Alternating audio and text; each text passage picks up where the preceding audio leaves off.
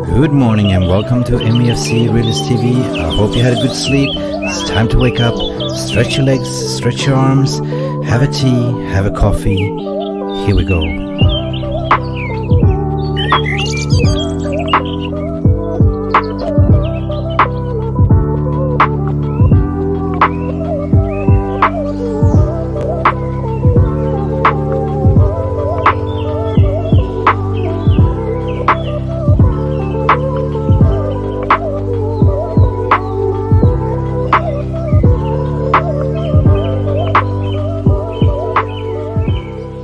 Here we go.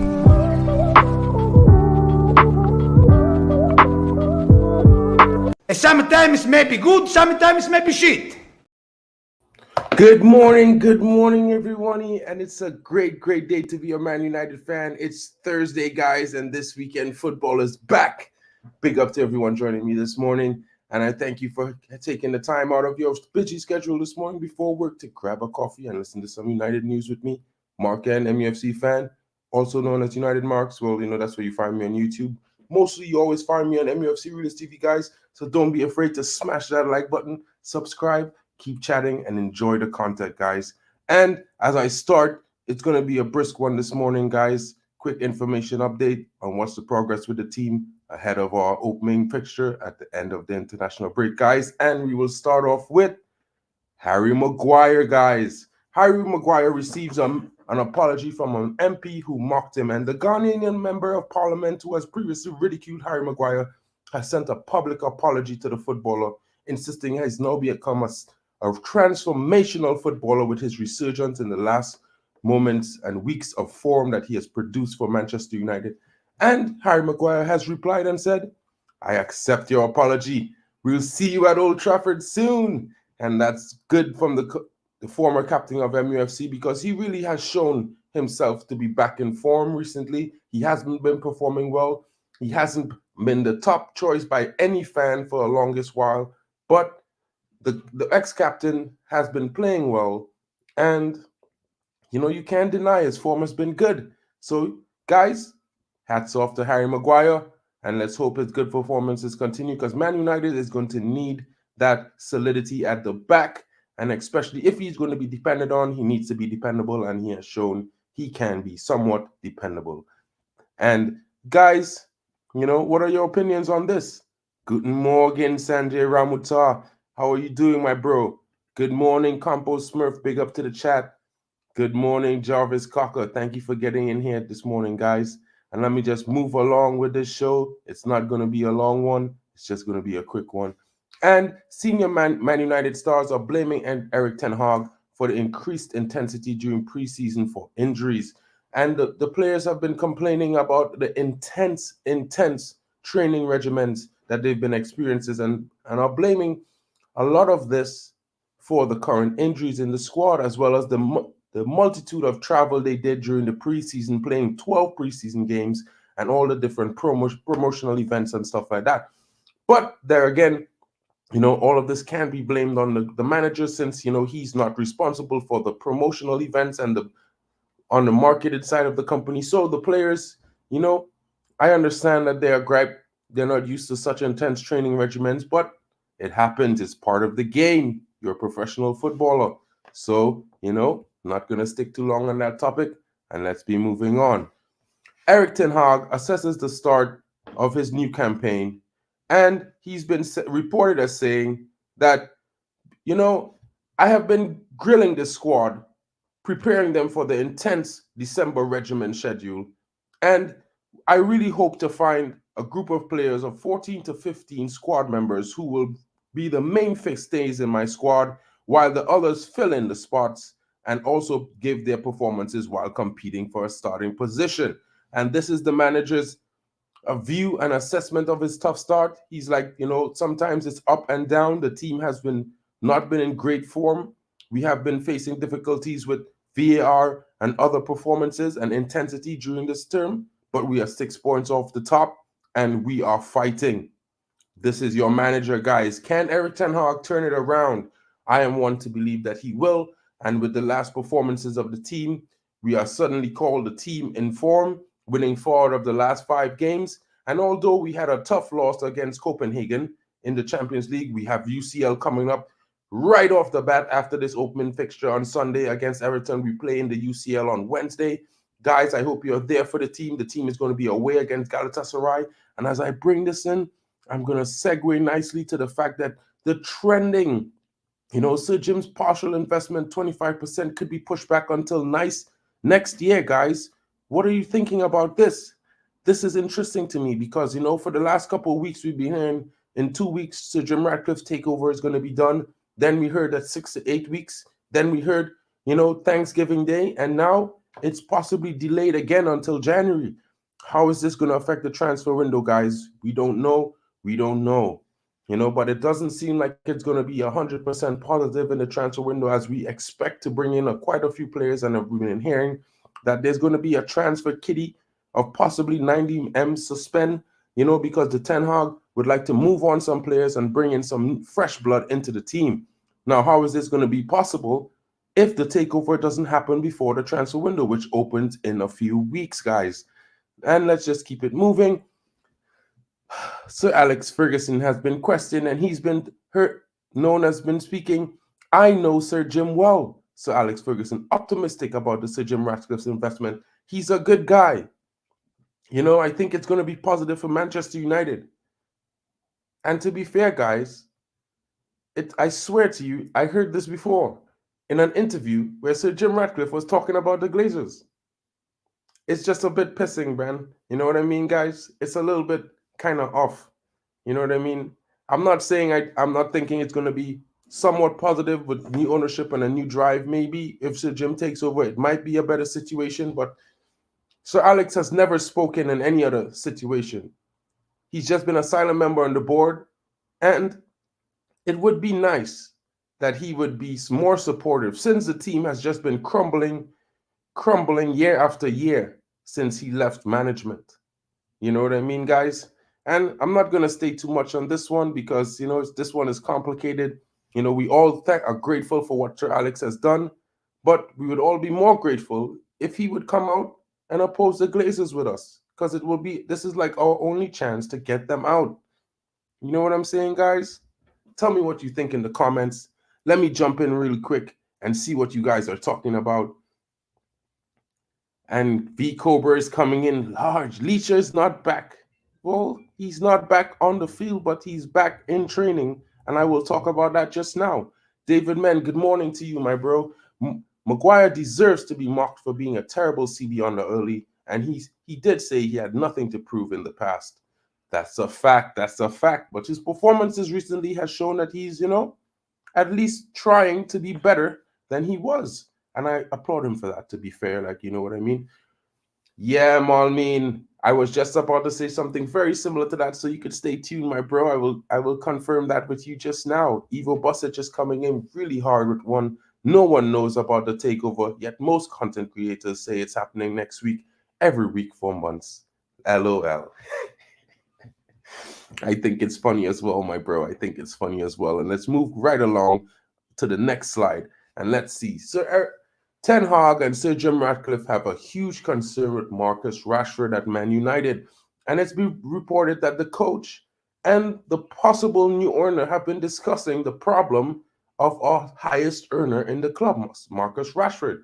He has not been in form in 1 goal in the last 13 games, and it's not looking good for him. He's also on a red card. He won't be available for UCL selection unless Manchester United makes it to the quarterfinals of the UCL, guys.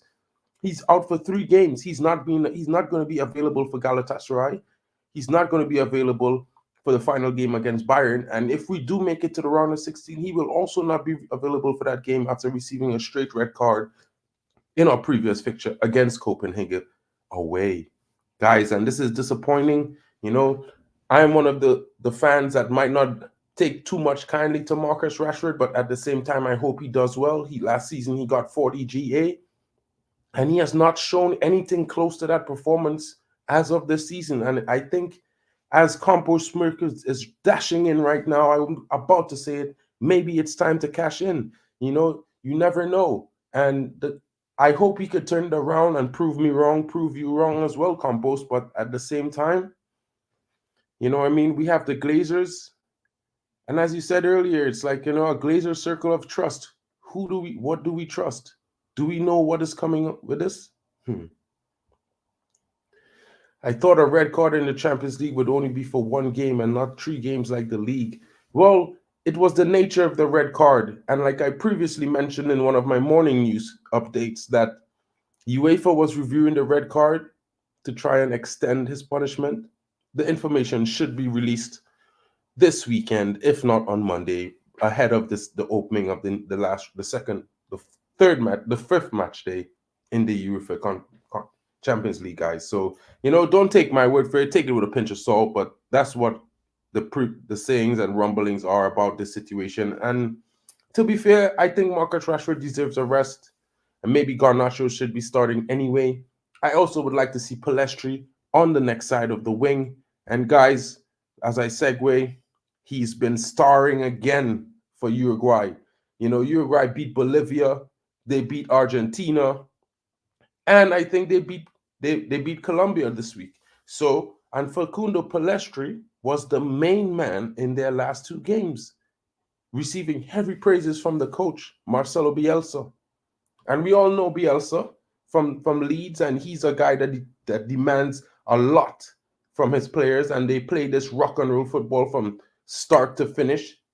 So, guys, yeah, I know as Campo Smith is jumping in right here, I was about to say he went off with a knock, but he should be arriving tomorrow morning back to Manchester. And I think he's going to be ready because, he's a young lad. It's a slight knock. It's not like if he was damaged or came off injured. He was just protected just to make sure. And I appreciate that by the Uruguayan coach. And as we move on, guys, Edwin van der Sar. He plans to meet the new Manchester United goalkeeper who is about to take up the starting role against Everton because Andre Onana possibly still unfit. And as reports are saying, Andre Onana possibly returns on Saturday. It's left to be seen, and the announcement will be coming in tomorrow's presser. Yes, my guys, we're going to be live tomorrow for the United press conference, so be there or be square. And I think Altay Bayender, after his performances against Germany and the other team, would be very much a fresh air in the United starting lineup. And guys, we also never forget we need to prepare because in January we are going to be without Andre Onana, who's going to be in African Cup of Nations. So I think it's time that Altay gets some games so that he warms himself up to being the number one, because he's going to be representing number one for at least 5 to 6 games come January, guys. So it's something that we should all be considering. And Edwin van der Sar, who better to give him advice than one of our best, some of the best of the best, in my opinion. Some people might say it's Michael, but I think it's van der Sar. I think he was epic for us in winning the Champions League that we won. And I think he was always one of those keepers that was a stalwart, someone like a rock in the back that you could always depend on. You know what I mean, guys? Luke Shaw returns to training for Manchester United. And as everyone is reporting that he's back and in full training, well, he's not in full training. He's just been touching grass and working by himself in solo training, guys. And you might have seen in a clip that a ball was played to him, but he's not allowed to be playing full contact with the full squad at the moment. So he may not return until one of the first fixtures in December or second fixtures. But that's still left to be seen, guys, because we know how his level of injury was a muscle strain and ligament injury on his calf area there. And those things take time to heal, and I don't think he should be rushed back. But, at the end of the day, we have recently hired a new chief medical director at Manchester United, so maybe he's very good at his job. So, he might be back early. You never know. So, guys, take it with a pinch of salt and look forward to the updates.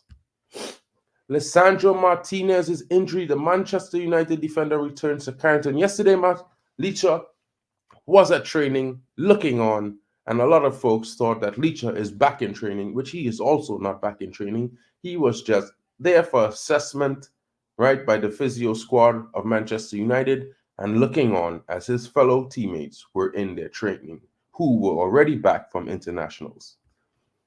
And As we get in, guys, to the last few segments, FC Porto president has announced that Manchester United target will be leaving soon, and it's not much and not difficult, guys, because he's running out of contract in January. And Pinto da Costa has suggested that the Manchester United link striker will leave the club. What are you guys thinking about this, guys?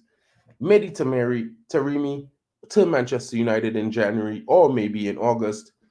I'm not too happy, but you know what I mean? I think Højlund is very young and he will definitely need someone to back him up and maybe just, show that display of experience so that he can learn from them. So it might not be a bad decision, but I'm definitely one that's in favor of signing Marcus Leonardo, who offers something different and is also young, but very experienced. And after playing 43 games this season in Brazil, he scored 21 goals, guys. So I'm pretty excited to have this youngster. He's going to cost less money, probably like 12 to 15 million.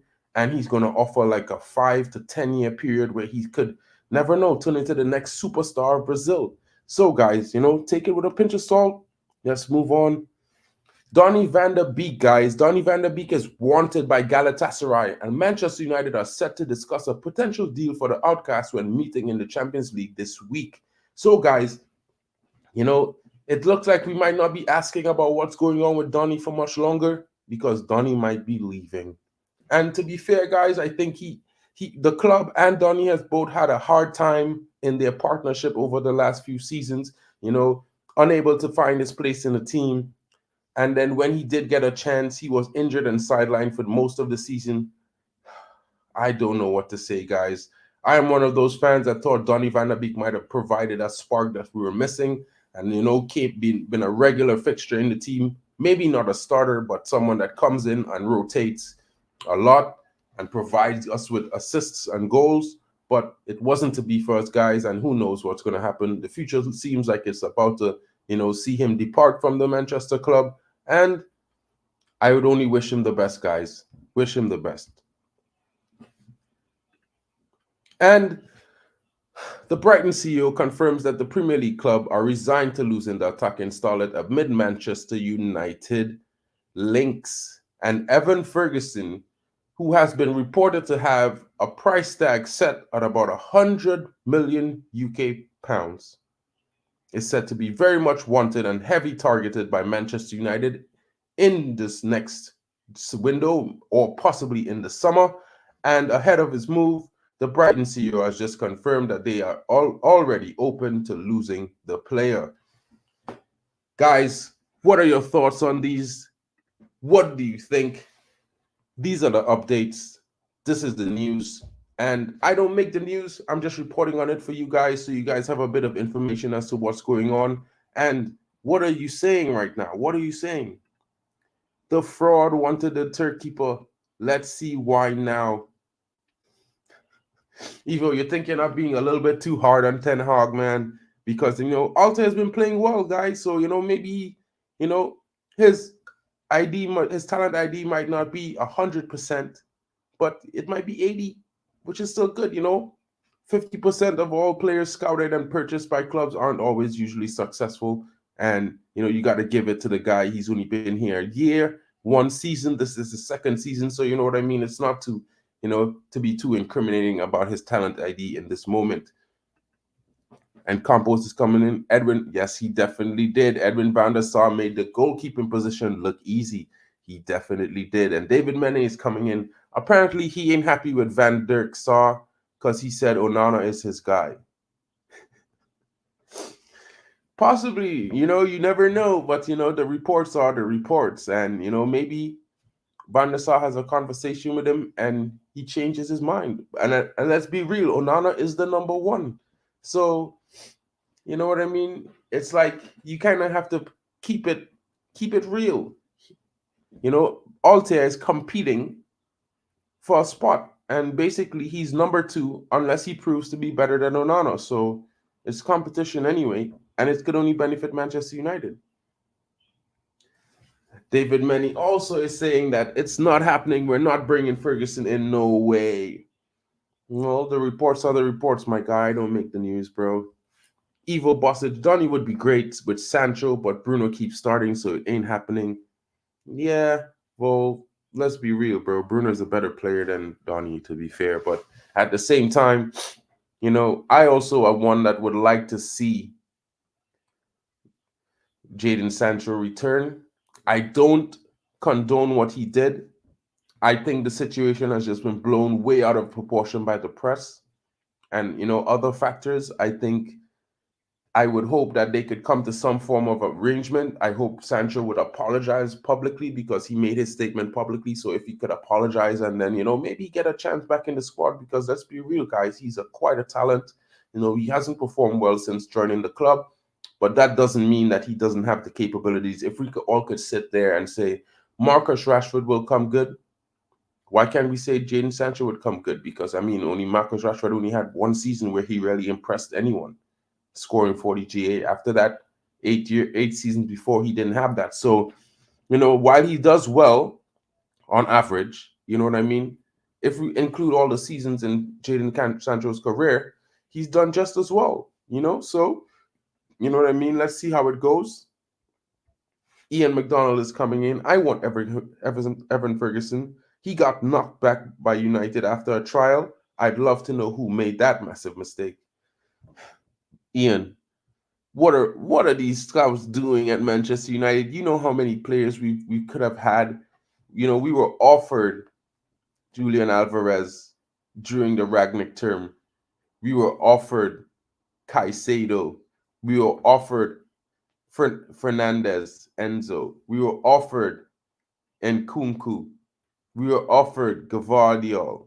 You know what I mean? So it's weird. It's weird. It's weird. Sometimes it just doesn't go the way we want it to go, guys. Good morning to you, Asid Mia. And I'm sorry that you just caught up at the end of the show. And guys, I would like to thank you for joining me. And before I go, let me just address this last comment with David Menny. I'm not impressed with Ten Hag. I'm losing patience with him. We've lost 10 games and now we're going live and death against the likes of Luton at Old Trafford. Well, I don't exactly agree with that comment, but I could also say that, he has not set up the team right in some games for me, and maybe some of the substitutions for me I did not like. But at the end of the day, that's hindsight, and anyone in hindsight could be genius. But at the same time, in the moment, I think he has made good decisions. I think the team needs to show better performances. I think the players themselves need to take more responsibility and work harder. And, we've seen this before with other managers many times. And it's not like if, we've seen this before. Hey, What are you doing, I bro? saw you were heading out, but I'm just going to say hi up to everybody. I was just sitting in the kitchen and drinking my morning coffee and watching your show, and I can just jump on and say hi. So how you doing, Mark? Awesome. I'm doing really well. I was just bringing some of the news to the guys. I know you were taking it in and giving some assessments to the comments on what I think and hearing what they think about the news. And we were just talking about Evan Ferguson and the different players who were scouted and weren't brought to Manchester United, and what the possibilities are. Yeah, and I was just mentioning to David that Ten Hag, he needs a little more time, because he may not have made the best selections and made the best substitutions, but at the same time, we can't for sure say that, since the team should be performing a little bit better and giving a little bit more account of themselves with more responsibility. What are your thoughts, Jarvis, on the news and everything around right now? Yeah, I know. When it comes to Evan Ferguson, he's absolutely one of the biggest talents in Premier League football at the moment. He's young, but he's very mature. He's very physical, and he has good technique. And I can only see him being better and better in the next 3 to 5 years. But again, we covered it yesterday. We talked about Marcus Leonardo, and is it the right move for Man United to bring in another young striker? I believe it is, but the rest of the panel was a little bit more skeptical, because we were talking about maybe he should have one with a little bit more experience beside him to learn. So it's better to develop one young striker at a time than two. So in a way, yeah, I would love for us to get Evan Ferguson. Yeah, no doubt about it. But at the moment, I feel maybe it's best for the club if you bring in a more, Jeremie, for Jeremie. example. Yeah. Yeah. How old is he? 30, 31, 32? I think he's 27. I think he's either 27 or 29, bro. Like I'll I think double he's check. in his 30s. Yeah, double check. You just But double check. he's really good. He's really good. And we all saw it in the World Cup when he scored against England for Iraq or Iran. Yeah, he plays for Iran. Yeah. And he's been banging in goals in the Champions League and in the Portuguese league. He's really good. I He's see 31 years here old. David Meany comes in with a good comment and he said we need Ivan Toney, someone proven, and he wants a big move. He said, and that's actually a good shout. I think Ivan Toney would be perfect. He would be a perfect fit because he has experience. He has fought his way into Premier League by playing really well in the Championship, coming up with Burnley and scoring a lot of goals. Now, no, not Burnley, but Porto. no, Ivan Toney. Oh yeah, with Brentford. Brentford, yeah. Oh, it's early in the morning. My brain isn't fully functioning yet. That's how it is Have you had sometimes. your morning coffee, Mark? Yeah, I've been having my coffee. You know what I mean? I just had it before. Yeah. Oh, I got a little bit carried away into giving the news. You know, I like to give the guys all the information as I can, and then interact with them right after. So you know they have everything, and I'm not trying to delay it in between. So you know, I think they were having a good time getting the information. And We do. I like We this do. comment from Ian McDonald, to be fair, as well, because in my opinion, you know, I'd loan Antony out, give him a break, let him get some game time. You know what I mean? Because I think this season has been tough on him. I think he has not pulled up any trees last season, and with the allegations against him, his mind might not be there, and with the pressure at the club, I'd either have to give him a benching for a while, which might not be good. So I would say, you know, maybe we send Antony on loan to Getafe, and we bring Greenwood back, you know, and it would be nice because I think he would offer a lot more right now with the current striker that we have in Højlund. I think he deserves someone who knows how to find him and will find him. You know what I mean? And then I think we also need a player up front who knows the Manchester United way. You know what I mean? He's Manchester true and true. He knows what the club means in big games, and I haven't been seeing it from the likes of some of our leaders this season, especially in the tribute games that we had for when Sir Alex Ferguson's wife passed away, for when Sir Bobby Charlton passed away. You know, we haven't seen much players come up and show themselves, you know, in the Manchester way. So I feel like, you know, as tough as it is and as controversial as it might be, you know, maybe it could do us well to give the kid a chance. You know, sometimes second chances are deserved. And I think for a young man who's a professional footballer, who's giving his life for football, that makes a mistake that, you know, we can't say we condone. We definitely would abhor those kinds of things. But since he has not been proven guilty, right?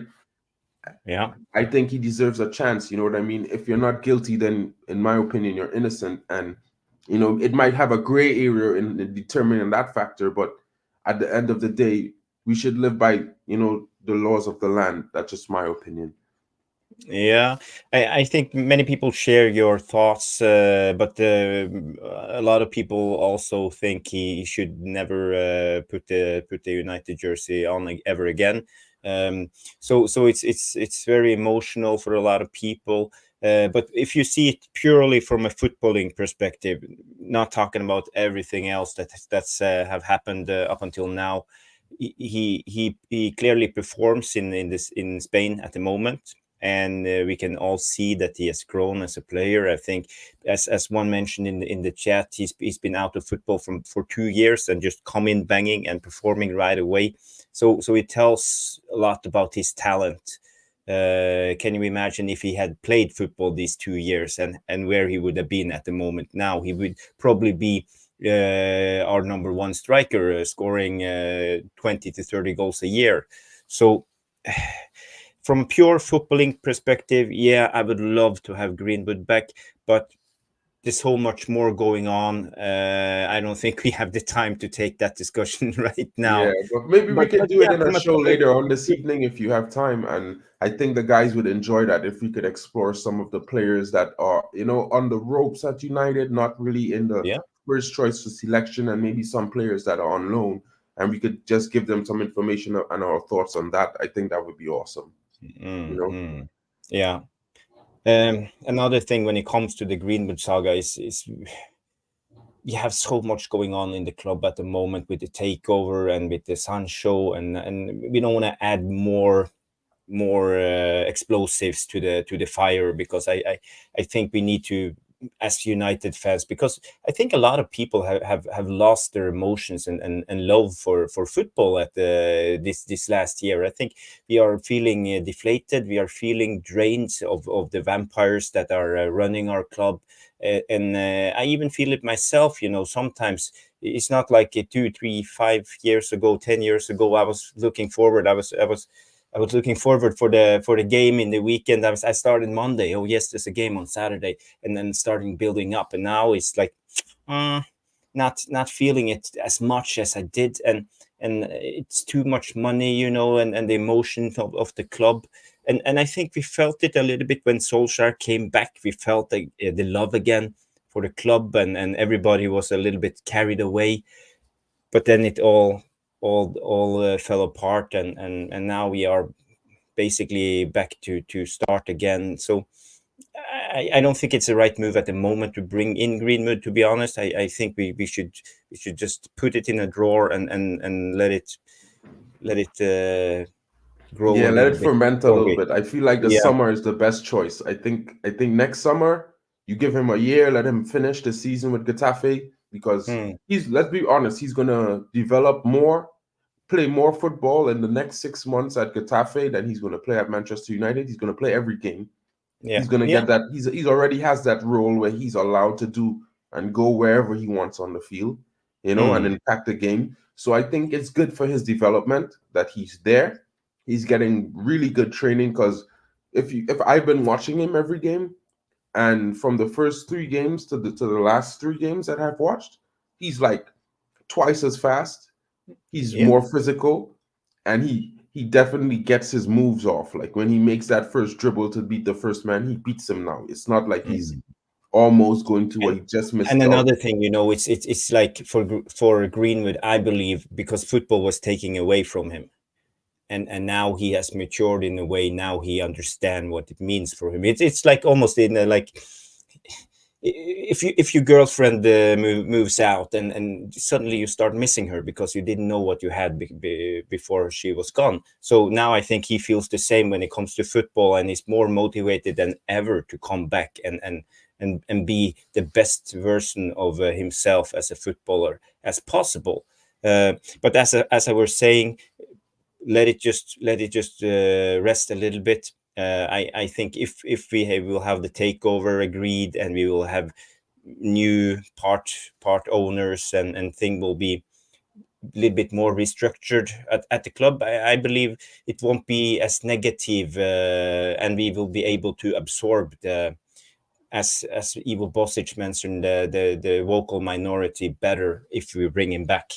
So that's just my thoughts on this. I see And Ivo I Bosic told comes in here and said he's a dad. if that doesn't mature him, nothing will. Yeah, And I agree with that comment. You 100%. know what I mean? Because at the end of the day, we look at these players as young players out of our academy, and they grow into men.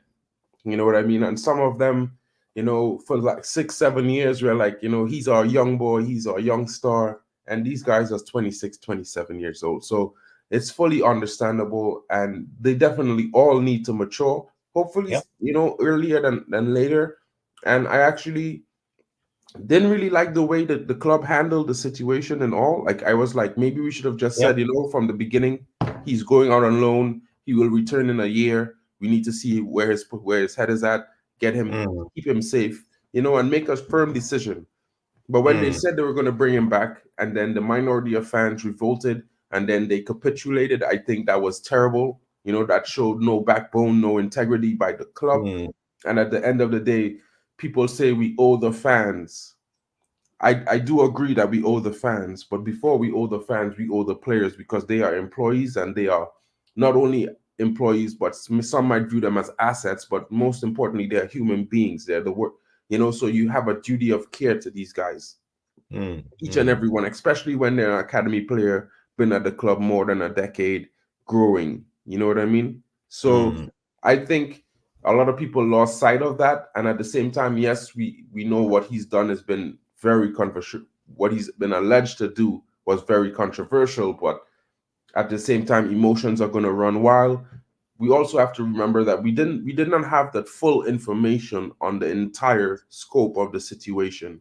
We had a 13-second clip, which we don't know 100% if it was altered or if it's 100% legit. But we do know is that the evidence presented was thrown out of the court, for whatever reason.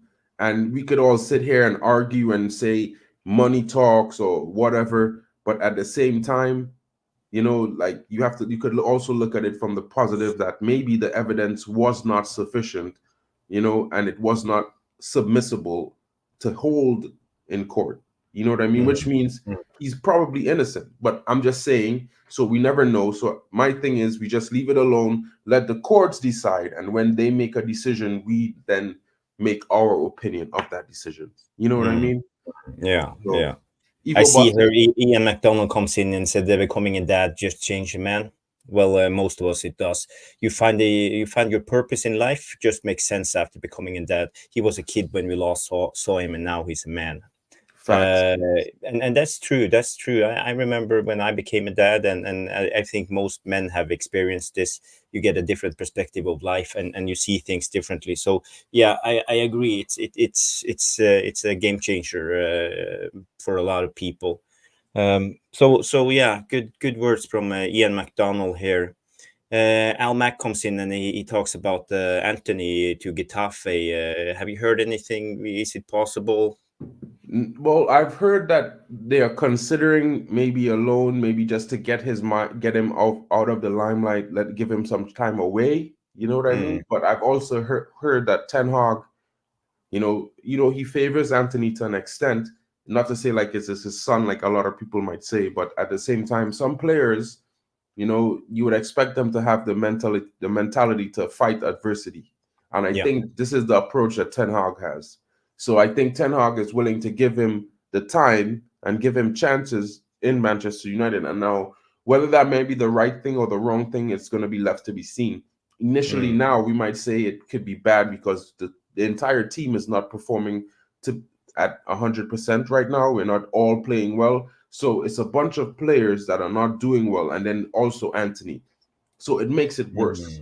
But in hindsight, right, when you look at his mentality when he comes on the field, you could see that he's up for games. You know what I mean? His decision making hasn't been great because you never know what's going on, what he's expected of him, what is going through his head. So in my opinion, I would hope for a loan in the sense of I want to see him get game time, but I also want to see him under less pressure. But if as a Manchester United fan, I was excited to have him here last season.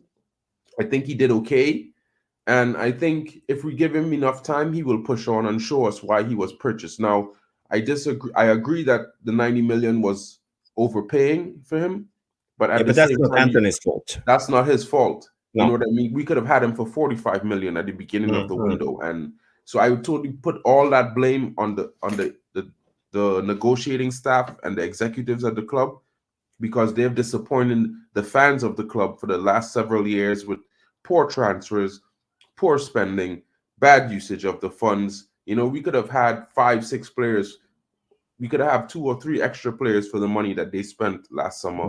You know what I mean? And the summer before. So just our opinions. And I think it's a little bit too soon to write him off because he is a talented player and he may not be performing well, but he has it in his locker. Yeah, I agree. We have seen the footage from Ajax and his time there. He was fantastic. He was was very technical, but he had more courage. But you have to say, when it comes to the Eredivisie in Netherlands, it's a much slower league, and you get more time. So he has more time to stand on the ball, be more technical, have more fun with the ball, and that's the problem in the Premier League. You don't get that time, so you have to adapt. And he hasn't adapted. You know, when he has the ball, he almost like automatically on reflex steps on the ball and drags it a little bit back, and he wants to bring the defender in and then do his move. But now when he steps on the ball, the defender is already there. He doesn't have the time to do his flicks and tricks, and he hasn't adapted. So he needs to learn himself new tricks, because he's not developing. And that's it. I believe it's the most frustrating thing, because I have no problem with him losing the ball or failing in dribbling and trying to take on his man and fail. But the problem is he has no courage. He always steps on the ball, drags it a little bit back, then do the backward pass. He never takes on it. He doesn't have the courage. And I think a lot of people are frustrated, because if he always play it safe, he will never develop as a player. And that's the biggest problem for me with Antony. So he needs to step it up and prove for himself and for the United fans that he's worth the price that we paid for him. And Ian McDonald is coming back in, and I like what he's saying. The price isn't the issue. I just don't know why some fans judge him for that. He's not doing as good as he can. I watched him at Ajax, but he had a good team that could transition. A loan could be good. Yeah, I agree. I agree with that. You know what I mean? David Mane is a bit more critical. He's predictable and can dribble, and he's meant to be Brazilian. Is it 3 or 4 goals he scored since we signed him? Awful footballer. I can't say I 100% agree, but I'd laugh at this comment. Ivo Bostic coming in. Can we pay the other 85 million to bring his right foot from Ajax?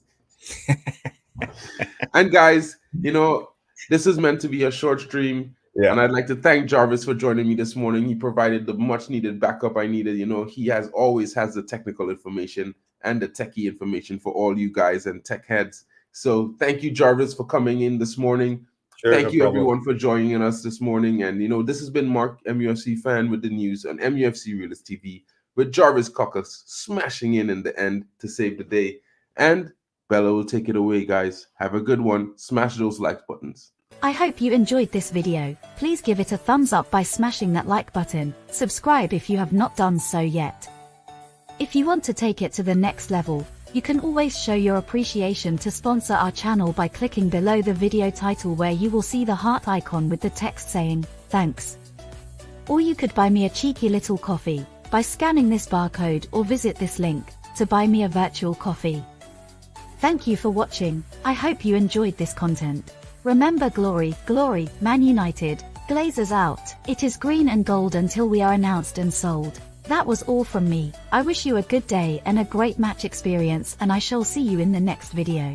Goodbye. Thank you so much for stopping by and watching MUFC Realist TV. Don't forget to like and subscribe, and follow us on the socials.